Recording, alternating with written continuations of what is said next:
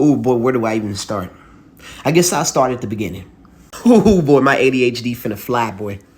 Ooh boy. So in the early 2000s, the JDM wars were absolutely running rampant, especially since a very influential movie was out, Fast and the Furious. Now, the thing about this, though, that Dodge decided, you know what, we're going to engage in these fisticuffs and came out with the 2003 to 2005 Dodge Neon.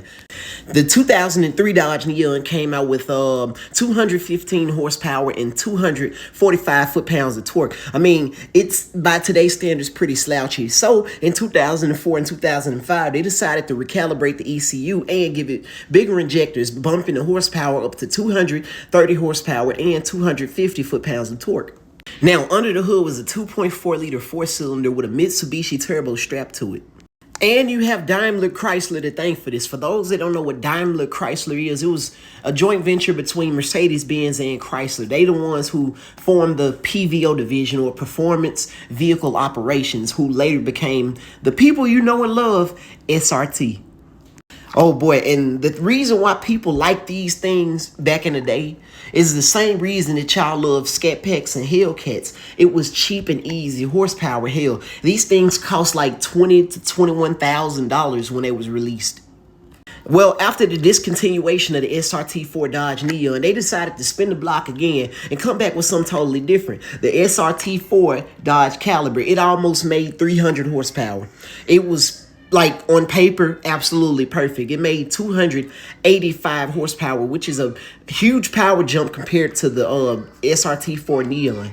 Now, in my humblest opinion, the Dodge Dart is actually the almost true successor to the Dodge SRT4 Neon. This thing failed horribly. Why? Well, Dodge, they rushed it.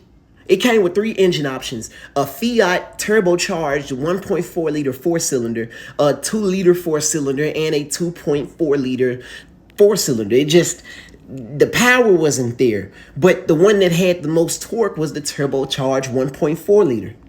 Man, they could have worked wonders with that four-cylinder. That 2.4 liter, it already came with a 6-speed manual. They could have took the 2.4 liter four-cylinder, gave it forged rods, a forged steel crank, and hyperretetic pistons, along with a pretty big turbo, fairly sized turbo, like 60 to 62 millimeters, and gave this thing 330 horsepower. That would have been amazing. Hell, 330 to 350. Dodge aimed this thing squarely at the Toyota Corolla, the Ford Focus, and the Honda Civics of the same model years as this one, and lost horribly. They got their ass kicked.